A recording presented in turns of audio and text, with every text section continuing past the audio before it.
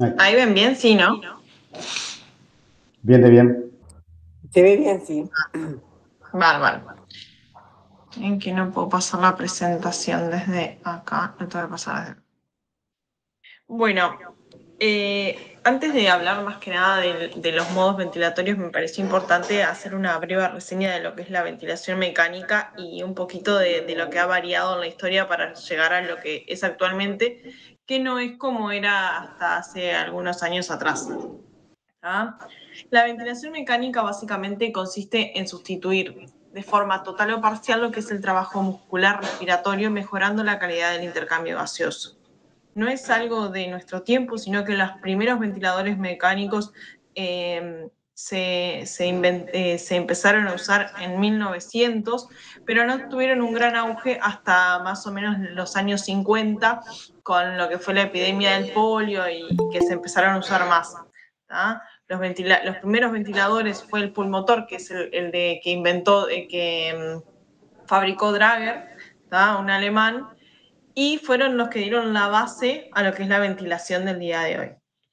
En sí, los ventiladores mecánicos se clasifican en generaciones dependiendo de la tecnología que presentan. Los primeros ventiladores eran puramente mecánicos, por lo cual solo eyectaban un volumen corriente que se determinaba y no eran capaces de determinar ni captar ninguna señal que el paciente emitiera. A mediados de los 70, 80, lo que empiezan a hacer los ventiladores empiezan a ser más tecnológicos y son capaces de detectar los gatillos que presentaba el paciente, pero recién a finales de 1990 es cuando comienzan a presentar microprocesadores más tecnológicos. Y esto es como la puerta de entrada a lo que son los modos ventilatorios, que recién empiezan a aparecer en los ventiladores a partir de 1990. ¿tá? Hasta antes de esto los ventiladores eran monomodales y a partir de esto empiezan a ser multimodales. ¿sí? Es acá donde empieza lo que sería la era de los diferentes modos ventilatorios. ¿sí? Pasá nomás y tiro la Entonces, pala. con los diferentes Sí. modos ventilatorios que se presentan,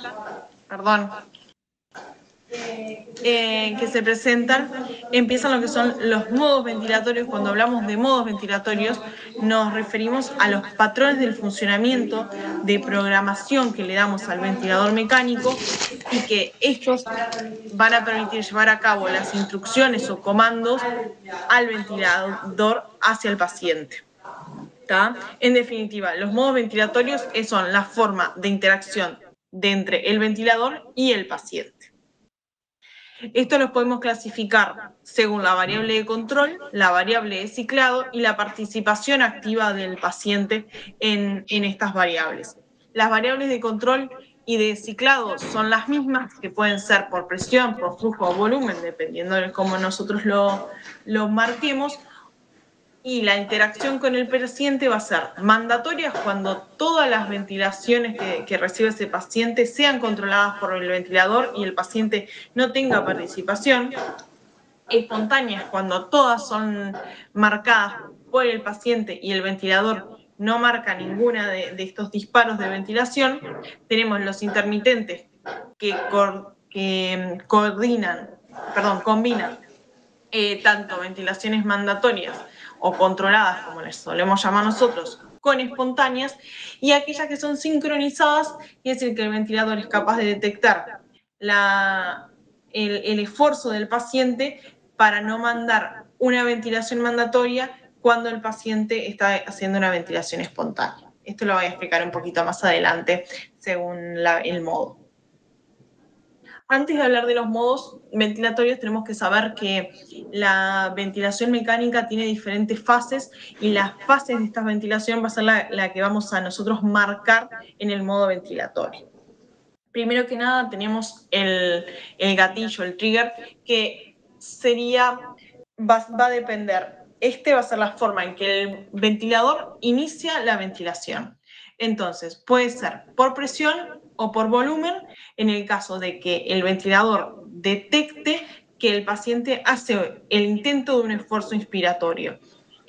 La sensibilidad para esa detección se la vamos a marcar nosotros al ventilador, ¿tá? Que puede ser por el inicio de un movimiento de flujo o por un descenso de la presión intratorácica. Y en el caso de que el paciente no tenga ningún tipo de esfuerzo ventilatorio, por ejemplo, que esté completamente sedado o curarizado, el gatillo va a ser el tiempo y eso lo vamos a marcar nosotros.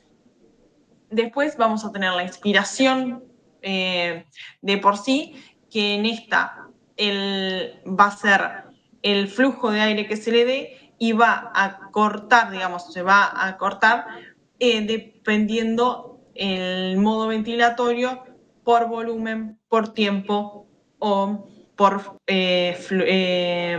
presión. El ciclado, que es el cambio que va a hacer el ventilador desde la fase inspiratoria a la expiratoria. El ciclado es en sí, para nosotros, sería la forma de control en el modo de control que hace el ventilador, ¿verdad? Es la fase de las más importantes que marcamos en el ventilador. Y después tenemos la fase expiratoria, que en sí lo que vamos a programar nosotros de la fase expiratoria en los ventiladores va a ser si le otorgamos o no PIP a la ventilación, o sea, si le mantiene el ventilador presión positiva al final de la expiración, y eso va a ser marcado en el ventilador y vamos a programar. Entonces, entrando a los modos ventilatorios como tales, vamos a hablar de los modos convencionales porque también tenemos los modos no convencionales que se han ido creando con el avance de la tecnología, pero estos son los que más utilizamos. Y los podemos clasificar en los modos que son mandatorios continuos, ¿tá? Que vamos a tener el volumen control en la ventilación controlada por volumen, por presión, que esto van a ser por el ciclado, va a ser lo que está controlado. Vamos a tener los que son los modos espontáneos, que sería la presión soporte, y el CPAP, pero verdaderamente el CPAP no es un modo ventilatorio como tal, como vamos a ver más adelante. Y después tenemos lo que es la ventilación mandatoria intermitente, que es un método que actualmente está en desuso, que lo que hace es combinar espontáneo con volumen control, con mandatorio continuo. Entonces, cuando hablamos de volumen controlado, vamos a hablar de lo que son las ventilaciones asistocontroladas. Antiguamente los ventiladores eran totalmente controlados, o sea, controlaban todo. Actualmente los ventiladores son asistocontrolados. Lo que quiere decir esto es que si el ventilador, como hablamos previamente en la imagen, detecta un esfuerzo inspiratorio del paciente, va a asistir ese esfuerzo inspiratorio. De no verlo, va a ser controlado completamente esa ventilación.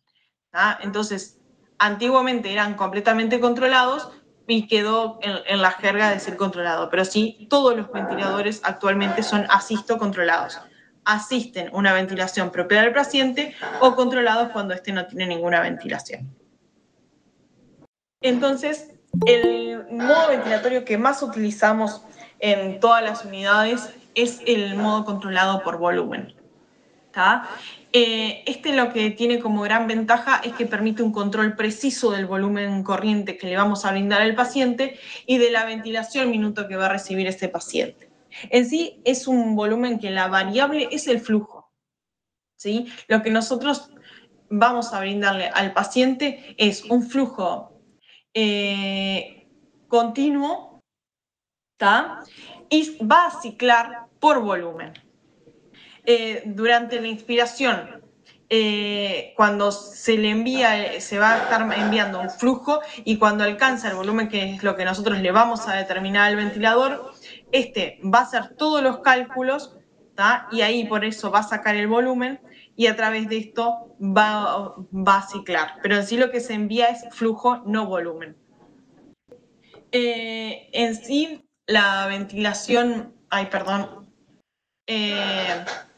como decíamos, si lo que va a detectar el esfuerzo inspiratorio del paciente, si éste lo tuviese, ¿está? Y el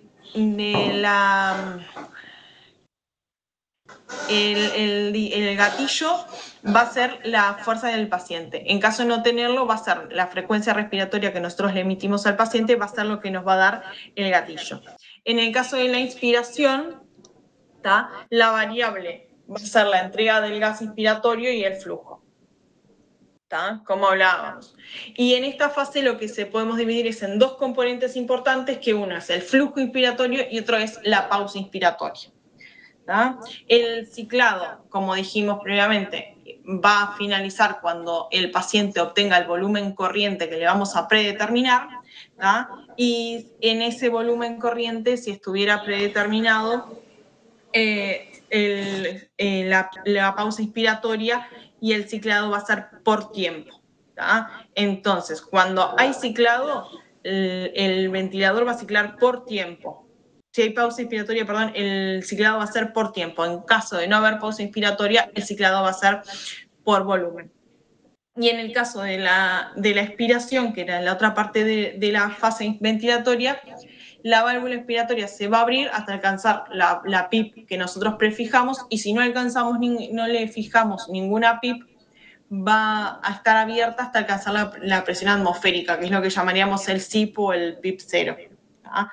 Pero la variable dependiente acá siempre va a ser la presión, que es lo que nosotros vamos a tener que variar cuando ponemos las variables de control. En todas las ventilaciones es muy importante marcar los patrones de control que le vamos a dar al ventilador, que son los por los que se va a llevar el ventilador en caso de ser necesario. Entonces, vamos a marcar el volumen corriente, la frecuencia respiratoria, la FiO2, la PIP, vamos a marcarle el flujo o el tiempo inspiratorio, y algunos ventiladores lo que marcamos es la relación inspiración-expiración. Vamos a marcar la onda o patrón de flujo, si queremos o no una pausa inspiratoria, y lo que vamos a marcar también es la sensibilidad del gatillo. ¿tá? Como hablamos, si nosotros ponemos una sensibilidad muy baja del gatillo, va a detectar cualquier fuerza que el paciente haga, el ventilador lo va a detectar como una fuerza inspiratoria y va a apoyar eso. En cambio, si nosotros ponemos una sensibilidad muy alta, no va a lograrlo, y todo va a quedar como una ventilación controlada. ¿tá? En el caso de la onda o el patrón de flujo, ¿tá? En la ventilación controlada por volumen, lo más clásico es la onda de patrón de flujo cuadrada. ¿tá? Ya cuando vemos una onda cuadrada, ya sabemos que es controlado por volumen. Esta onda hace que se alcance un flujo y este se mantenga hasta el ciclado. Esto es diferente a lo que sería la onda decreciente, ¿tá? Que en la onda decreciente se asemeja más a lo que sería la onda de controlado por presión, y lo que hace es que se llega a un pico inicial máximo y luego desciende de forma progresiva a lo largo del resto del tiempo hasta que se cicla a la fase expiratoria. La onda decreciente tiene algunas ventajas que son teóricas, como que tiene una mejor distribución del volumen del total más homogéneo en el pulmón, causa presiones inspiratorias menores y mejora a veces la tolerancia de la relación ventilador-paciente. Por eso en algunos las prefieren más. En el caso de la pausa inspiratoria que se puede poner en la pausa inspiratoria que se puede utilizar, esta entra en lo que sería el ciclo total ventilatorio, por lo cual tenemos que tenerla en cuenta. ¿Está? Y se utiliza cuando tenemos una onda de flujo cuadrada, ¿sí? Entonces, cuando le colocamos una pausa inspiratoria, lo que vamos a ver que en la curva de presión va a cambiar la morfología, ¿tá? Y este cambio en la morfología va a presentar la presión pico que va a caer hasta la presión meseta, que es la segunda imagen. Podemos ver, no sé si ustedes ven mi mouse. No, no lo vemos, pero tranqui, yo cualquier cosa lo voy señalando. Bueno, que tenemos la presión meseta, cuando nosotros le agregamos la pausa inspiratoria, va a caer, va a decrecer lentamente a lo que sería la presión máxima hasta la presión meseta, ¿tá? Esto lo que va a causar es que vamos a poder enviar el mismo volumen, pero en menos tiempo. Y esto lo que puede generar son mayores presiones en la vía aérea.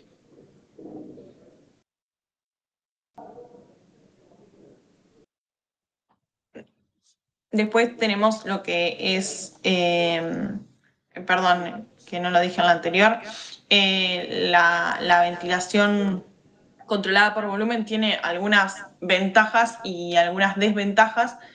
Por ejemplo, de las ventajas es que nosotros, como dijimos, podemos controlar el volumen total y asegurar el volumen y minuto que le vamos a dar al paciente. Por eso es más que nada que usualmente lo solemos preferir. ¿Tá? Y nos permite un monitoreo ciclo a ciclo de la ventilación. En cambio, tiene como desventajas, ¿tá? Que corremos el riesgo de generar presiones elevadas en la vía aérea, ¿tá? Y la administración de un flujo fijo, inspiratorio, crea muchas asincronías y disconfort en el paciente, porque no es de la más usada, pero es la menos fisiológica de todos los modos ventilatorios. En cuanto a la ventilación controlada por presión, ¿tá? La variable de control va a ser la presión y el volumen va a ser el volumen corriente, va a ser el resultado de la presión programada, el tiempo inspiratorio y las condiciones de la compliance con la dinámica ventilatoria que tenga ese paciente y el esfuerzo del paciente. En sí, la aplicación de la presión constante va a permitir una distribución más equitativa de todo el volumen corriente a nivel alveolar, y esto lo que va a hacer es provocar una mejor distensibilidad y pensar diferentes resistencias que tengan el pulmón. Es mucho más confortable para el paciente, ¿tá? Que va a poder ingresar en cada ventilación diferentes volúmenes corrientes, que es más fisiológico. Por eso algunos pacientes la toleran mucho mejor que la ventilación controlada por volumen. En esta ventilación, la variable dependiente va a ser el volumen, ¿sí? Y el ciclado se va a dar básicamente por tiempo en el caso de que no tenga que cortar el ventilador por presión. El formato de onda, el formato de la onda de flujo tiempo va a ser desacelerado, ¿tá? Y esto no puede ser modificado por el operador al crear, poner las órdenes que se le dan al ventilador. Siempre va a ser desacelerado.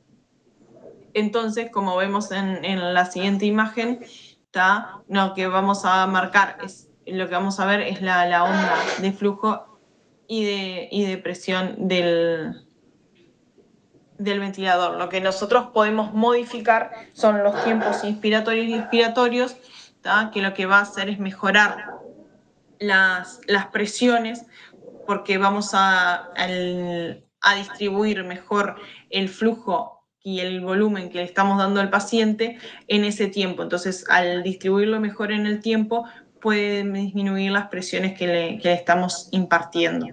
En sí, como decía, las ventajas de esta ventilación van a ser que la distribución del volumen total va a ser mejor, va a tener mejor adaptabilidad y confort del paciente, ¿tá? Y no va a estar, y vamos a estar tan limitados a la presión, y va a ser una ventilación más protectiva del paciente. Y la desventaja es que nosotros no nos aseguramos un volumen total corriente continuo, ¿tá? Y esto nos puede llevar a sobredistensión, a hipovolemia, hipoventilación alveolar, hipercapnia, ¿tá? Y no nos permite monitorizar ciclo a ciclo, que vamos a requerirlo en algunos tipos de pacientes.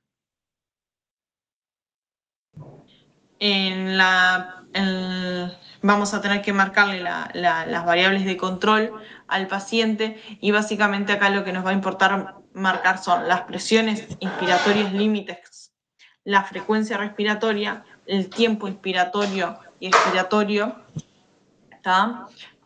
Porque como decíamos, en el tiempo nosotros lo que vamos a poder determinar es si va a tener mayor o menor presión, ¿tá? Y después como vamos a marcar el gatillo, la FIO2, como en otros tipos de modos ventilatorios. Algo muy importante a marcar en todo lo que son las ventilaciones, en los modos asisto controlados, son las alarmas, ¿tá? Porque van a ser lo que nos van a alertar de que el paciente esté en una sincronía o que no tenga la ventilación adecuada. Más que nada vamos a marcar las alarmas de presión en lo que son la ventilación controlada por volumen, y las alarmas de volumen corriente en aquella que es controlada por presión. Porque recordemos que va a cortar por presión. Si yo tengo un paciente que tiene mucha presión en la vía aérea, puede ser que corte por presión la ventilación más que por tiempo, y entonces eso va a llevar a que el paciente reciba un volumen corriente muy bajo y que no esté llegando a ventilar. Y en el caso del controlado por volumen, que corté por presión y no llegue a enviar el volumen que yo le marqué al ventilador. En el caso de la ventilación espontánea, ¿tá? Como dijimos, es un modo en el que el paciente va a respirar de manera totalmente espontánea, va a iniciar el ciclo, ¿tá? Y los modos espontáneos se caracterizan por que el paciente inicia el ciclo ventilatorio y es el que determina el ciclado de la inspiración a la expiración. Lo que va a hacer el ventilador va a ser apoyar esa ventilación espontánea del paciente, ¿tá? Y los vamos a apoyar con una presión de soporte inspiratorio, ¿tá? Y lo que vamos a marcar nosotros en el ventilador es el momento en el momento en el que en la expiración vamos a el porcentaje que nosotros le vamos a poder expirar al paciente, ¿tá? Esto lo que va a ayudar es a disminuir la presión soporte, es el trabajo respiratorio. Es usualmente bastante utilizado en todo lo que es el destete de la ventilación mecánica, ¿tá? Y lo que lo ha vinculado mucho es en ayudar a disminuir la atrofia diafragmática por desuso, ¿tá? Esto es muy importante porque varios estudios lo que encontraron es que ya a las 12 horas de los pacientes estar ventilados, completamente sedados, tienen una atrofia diafragmática hasta del 30%. ¿tá? La variable de control que le vamos a dar a la presión de soporte, nosotros básicamente expiratorio va a ser me entreveré. Le damos el volumen corriente en esta modalidad va a estar determinado por la presión de soporte que nosotros le hayamos programado, ¿tá? El esfuerzo inspiratorio que tenga ese paciente y las resistencias que tengan en la vía aérea. Recordad que la presión de soporte en sí no hay una presión de soporte ideal, tenemos que saber que 7 sería como el límite mínimo de presión que nosotros deberíamos poner en la programación, porque para poder vencer todas las resistencias que genera el tubo endotraqueal y todos los tubos que tiene el ventilador, requiere al menos una presión de 7 centímetros de agua. Se sabe que a más de 20 de presión soporte sería casi como una ventilación controlada, ¿no? Y no hay una ventilación ideal. Lo que sí, entre 15 y 8 sería el ideal, ¿sí?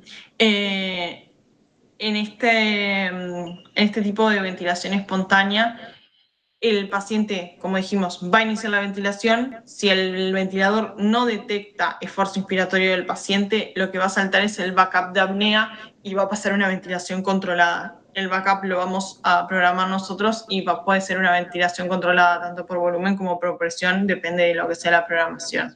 ¿Está?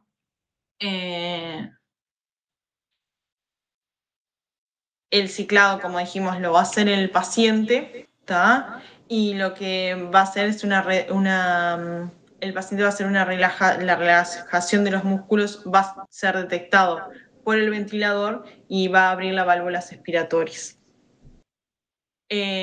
Como dijimos, el paciente inicia la expiración, ¿tá? Y nosotros lo que vamos a poder programar es el porcentaje de flujo de expiración al cual el ventilador va a abrir las válvulas. O sea, el paciente inicia la expiración, ¿tá? Usualmente en la programación suele ser un 25%, pero lo podemos modificar para pacientes que tengan, por ejemplo, EPOC o que necesitemos que la expiración sea un poco más prolongada, ¿tá? Y va a ser básicamente en la rampa de descenso, va a ser cuando abre la apertura del tubo de exhalación.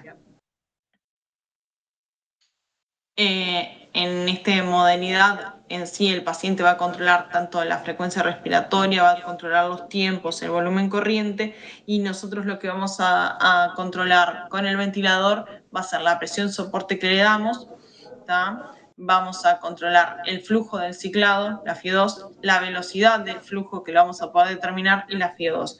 Es importante siempre en este tipo de modos programar el respaldo y las alarmas.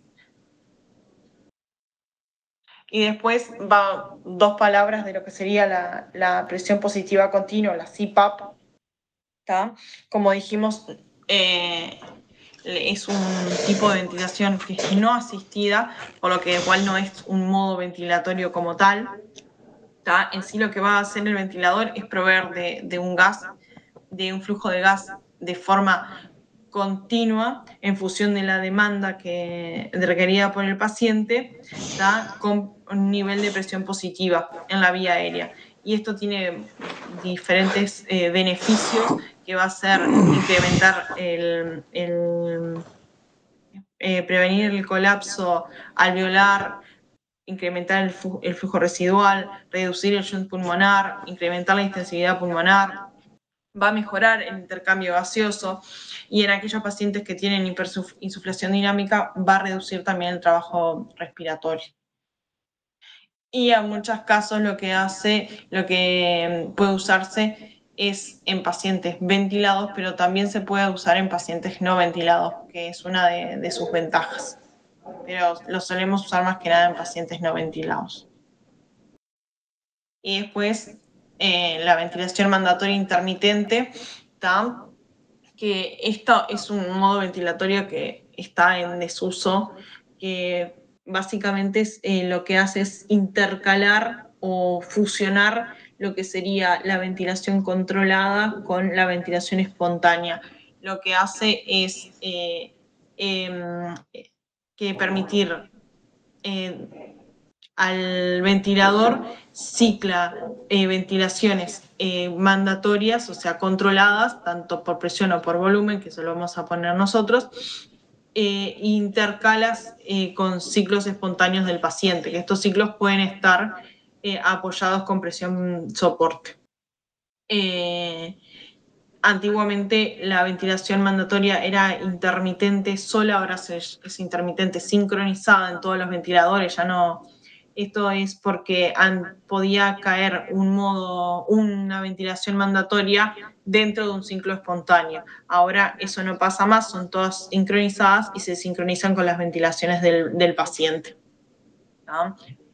Era muy usada en lo que era el destete de la ventilación mecánica, ¿tá? Y lo que ayuda mucho es en la fuerza diafragmática y de los músculos ventilatorios.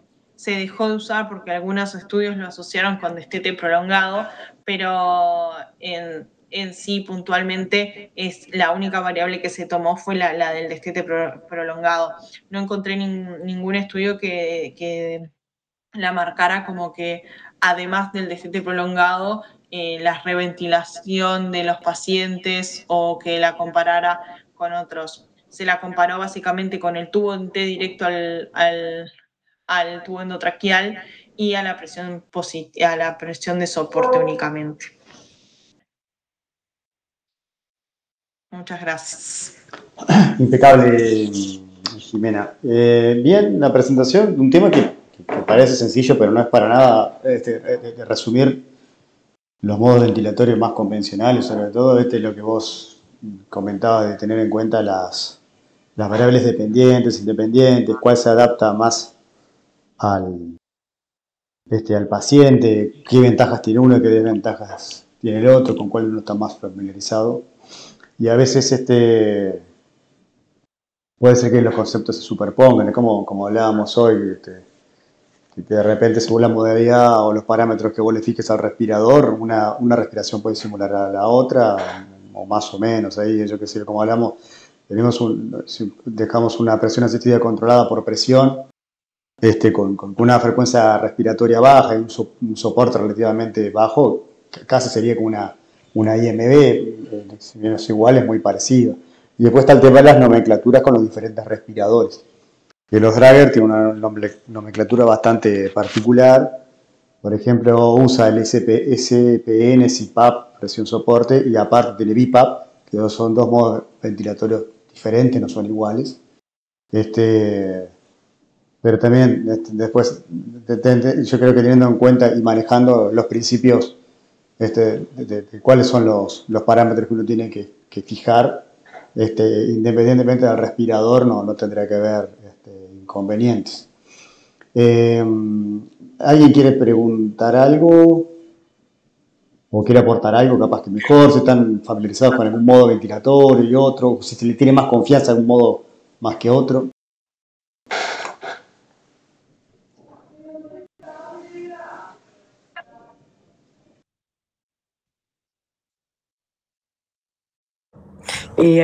Bueno, primera cosa, felicitaciones Jimena, está muy bien la presentación.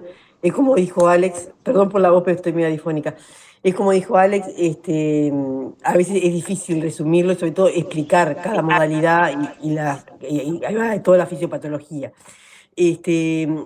Yo, como algo personal, como decimos, hay una tendencia a que todo el mundo lo haga por volumen controlado, pero creo que eso se adapta mucho a cada paciente. A mí me ha pasado que si bien empiezo con volumen controlado, a veces tengo que cambiar a presión controlada porque veo que no se adapta, o incluso hasta a veces, si no está ni sido anestesiado, ni como lo que antes, el paciente hasta puede adaptarse mejor a una espontánea. Entonces, como que me parece que hay que jugar un poco con el paciente, la modalidad, buscar la modalidad que más se adapte a ese paciente. Sí, es verdad, y es un concepto que a veces no lo tenemos tan en cuenta, cuáles son los partidarios a ventilar en un modo u otro, y hay mucha gente que es más partidaria de ventilar por presión, porque es mucho más fisiológica, porque el flujo de aire lo manejaría más el paciente que el flujo que ventilar controlado por volumen. El tema, claro, es a veces que a mí por lo menos siempre me ha generado más seguridad tener un paciente ventilado por volumen y que salte por presión, que a veces está por presión y corta no admite un volumen corriente, un volumen minuto adecuado, y nosotros capaz que no nos estamos dando cuenta porque la variabilidad, sobre todo con las presiones en vía aérea, pues, si tiene secreciones, tiene broncoespasmo, capaz que ahí ya recibe un volumen minuto más bajo. Pero eso es como todo, si tenemos bien seteadas las alarmas tampoco sería un inconveniente. No hay nada demostrado que un modo sea mejor que otro. Ampliamente en el mundo los intensivistas se inclinan más por la ventilación controlada por volumen, por lo menos un 75% más que las otras. Pero yo creo que conociéndola y sobre todo que es un tema aparte, que son las asincronías, ahí lo podemos ir manejando. Yo les quería comentar, si están para 5 minutos más, les quería comentar una cosita nomás de ventilación mecánica, ¿cómo es? De ventilación mecánica protectiva, sí. Esperen a ver si lo tengo acá. Son 5 minutitos, así ya les queda dado y queda guardado. Lo tengo por acá. Que como les comentaba recién Jimena, bueno, los objetivos de la ventilación mecánica, que son un poco diferentes de lo que son los objetivos de la intubación orotraqueal, que lo que vimos la semana pasada. Uno de los principales es mejorar el intercambio pulmonar de gases, ¿no? Pero sobre todo con qué otro fin, bueno, tratando de evitar lo que es la lesión inducida por la ventilación mecánica o el BILI. Y esto durante varios años, bien si se ha descubierto el concepto, han pasado muchos estudios y muchos ensayos de todo tipo para demostrar cuáles son las cosas que dañan el pulmón. Y bueno, hay trabajos incluso desde los años 70, 80 y hasta mucho más reciente. El último, como comentábamos hoy de mañana, me parece que más paradigmático fue fue el de Amato, donde menciona el driving pressure, pero siempre se está con respecto a qué es lo que daña el pulmón y cómo evitar ese daño, ¿no? Por ejemplo, acá están los estudios desde ARMA el año 2000, el Alveoli 2004, el Blank Safe y después las recomendaciones de la Sociedad Europea de Medicina Intensiva, ¿no? ¿Cuáles son acá hay como una especie de cronograma de lo que fue la ventilación mecánica protectiva, como les decía, que aparte desde el año 74, donde ya en el 74, como ven, se demostró que una presión plató menor de 30 centímetros de agua es beneficiosa para evitar el BILI. El uso de PIP, que aunque a nosotros no nos parezca una cosa muy básica, pero en su momento hubo que demostrar que el beneficio del uso de la presión al final de la aspiración era beneficiosa para evitar el atelectrauma, o sea, el daño asociado por la apertura y cierre cíclico de los alvéolos, el concepto de Baby Lang, también como parte de lo que es el reclutamiento alveolar. Y bueno, después nos venimos un poquito más acá, que ya se tratan como de definir qué es la ventilación mecánica protectiva. Y bueno, es mantener un volumen corriente entre 4 y 8 mililitros kilo del peso ideal, una presión plató menor de 28, individualizar la PIP, que es el punto más controvertido, y después mantener un driving pressure menor de 13 centímetros de agua. Todos estos conceptos, si bien son estudiados y el mayor beneficio se vio en pacientes con distrés, esto se traslada a todos los pacientes, ¿no? Como les comentaba recién, estos son los ensayos más grandes desde el grupo de ARSNet, donde ellos tienen una tabla donde titulan la PIP según la FIO2, una cosa que es bastante controversial, pero que ha dado buenos resultados. Y ellos demostraron que el volumen TI del promedio de 6 mililitros kilo, con una presión plató de menos de 25 a 30 centímetros de agua, es una estrategia que redujo la mortalidad en un 9%, ¿no? El otro trabajo es el que demostró que los bajos volúmenes corrientes y el bajo nivel de presión plató, porque la fartografía acá es un pequeño estudio en realidad, porque se usó con valores esofágicos, demostró que mejora la oxigenación y la compliance en comparación con el enfoque estándar por la tabla de PIP, ¿no? Como les comentaba así en la tabla de ARSNet. Y el último trabajo, que fue el de Amato, fue el 2015, demostró que la reducción del driving pressure, o sea, la presión plató menos la PIP, mediante la utilización de los ajustes del ventilador, se asocia con un aumento de la supervivencia No dice que disminuye la mortalidad, pero que aumenta la supervivencia. Y como esquema general, de esto se trata la ventilación mecánica protectiva. De esto nos tendríamos que tratar de ajustar a cuando nosotros ventilamos a los pacientes. Tratar de mantener un volumen tidal de 4 a 8 mililitros kilo, el test ideal. Una presión plató por debajo de 29 centímetros de agua. Una PIP individualizada, ahí puse, que es una cosa bastante difícil, si es por compliance o por la tabla de ARSNet, pero sí tener en cuenta que el uso de PIP y sobre todo elevados niveles de PIP puede ser beneficioso. Y un drive impression menor de 13 centímetros de agua. Nada, quería dejarles eso nomás porque no tenía otro momento como para mecharlo y bueno, capaz que si quieren comentar algo sobre esto, hablamos algo más, pero era solo para tener en cuenta eso, que al momento de ventilar al paciente, tener la ventilación mecánica, tratar de evitar la lesión pulmonar asociada a la ventilación con estos parámetros. Muchas veces no podemos, pesa más la oxigenación que la ventilación protectiva, pero bueno, en el caso de que se pueda tratar de evitar sobrepasar nuestros límites.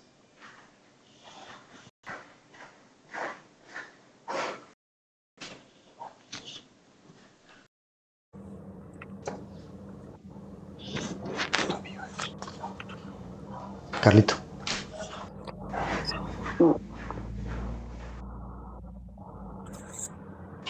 Bueno, era un poco eso y